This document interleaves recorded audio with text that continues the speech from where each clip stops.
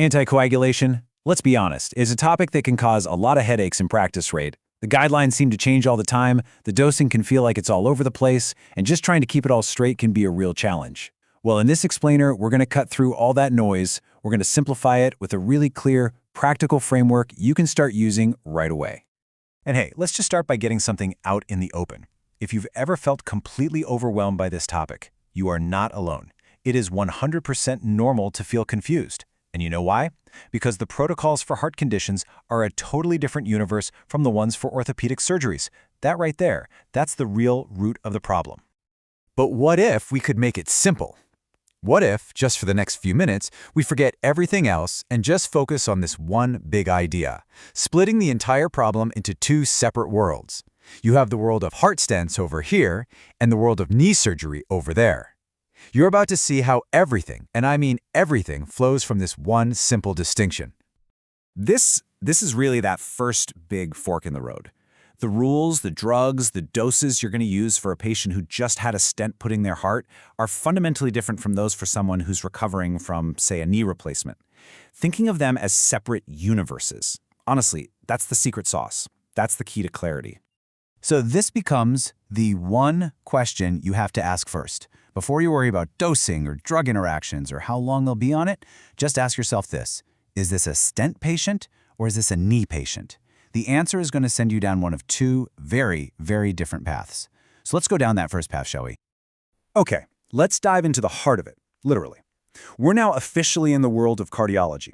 And the big challenge here is managing patients with new stents. It involves a pretty complex strategy of starting with a bunch of drugs and then carefully stepping down. I like to call it the triple therapy countdown. Now, inside this heart world, there's another crucial split we have to make. Does the patient only have a new stent, or do they have a new stent and an underlying condition like atrial fibrillation or AFib? The presence of AFib is the real game changer. Why? Because that patient needs a powerful anticoagulant to prevent a stroke, on top of the antiplatelets they need to protect that brand new stent. And that powerful combination, well, that's what brings us to this term you've probably heard, triple therapy. It's exactly what it sounds like. 3 drugs working at once. You've got your heavy-hitting anticoagulant, like Eliquis or Xarelto for the AFib, and then you have 2 antiplatelets, usually aspirin and clopidogrel, to stop that new stent from clotting off. As you can imagine, throwing all that together, yeah, that's a huge risk for bleeding. So, the whole point here is to get the patient off this risky combo as fast as we safely can. We can see the countdown play out right on this timeline. For the first 1 to 4 weeks or so, they're on all 3 drugs. That's for maximum protection when the stent is most vulnerable. Then, pretty quickly, the aspirin is dropped. They continue for up to a year on just 2 drugs. And finally, after that year is up, the clopidogrel goes away too, leaving them with just the single anticoagulant for life. It's a really clear progression, 3 to 2 to 1. Okay, but what about the much simpler patient, the one who has a new stent but no AFib? Well, their world is way, way simpler. They don't need a powerful anticoagulant like Eliquis or Xarelto at all. They just need what we call dual antiplatelet therapy, or DAPT. That's just aspirin plus clopidogrel for about 6 to 12 months, and then after that, it's just aspirin by itself forever. See how different that is from our countdown? It's a whole different playbook. All right, let's completely switch gears. We're leaving the heart world and heading over to orthopedics. Now, the big mix-up here usually isn't about a countdown, but it's about that specific dosing pattern you've definitely seen.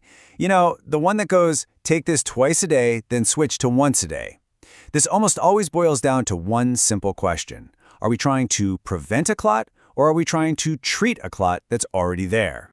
Yeah, these are 2 totally different ballgames. Prophylaxis, that's prevention, is all about using low, consistent doses to stop a clot from ever forming in a patient after surgery. You're playing defense. Treatment, on the other hand, is when you're already on offense. A clot, like a DVT or a PE, has already been found, and that requires a much more aggressive, high-dose attack right from the start.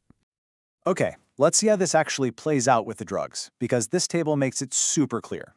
If you look at the prevention doses up top, they're low and steady.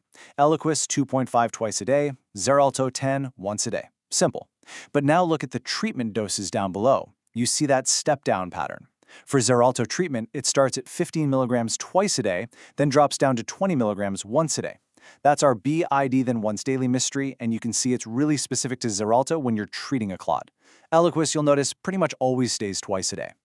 Okay, we've made it through the two worlds. We get the heart countdown, and we get the knee surgery step down. Now for the payoff. Let's wrap all this up into a super practical safety checklist that you can actually use at the pharmacy counter to catch problems before they ever reach the patient.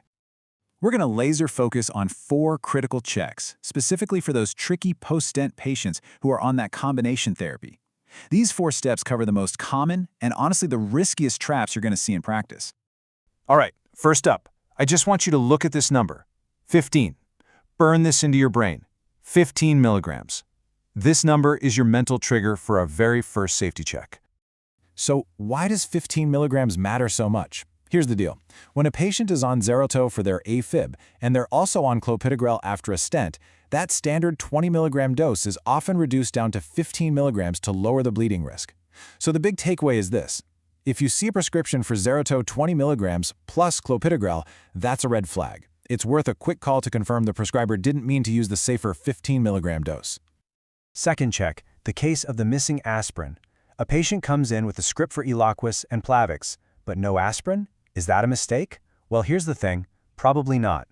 Like we saw in our countdown, it's actually standard practice now to drop the aspirin really early on. This is what's called the dual pathway strategy, and it's intentional because it's much safer for the patient in the long run. Okay, on to another huge safety check. While clopidogrel is the standard go-to partner in triple therapy, you might sometimes see stronger antiplatelets like ticagrelor or Brilinta and prasugrel or Effient. If you see these, alarms should be going off.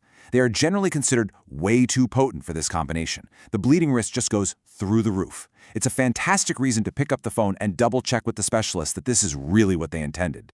And for our final piece of the puzzle, a simple but absolutely vital one, stomach protection.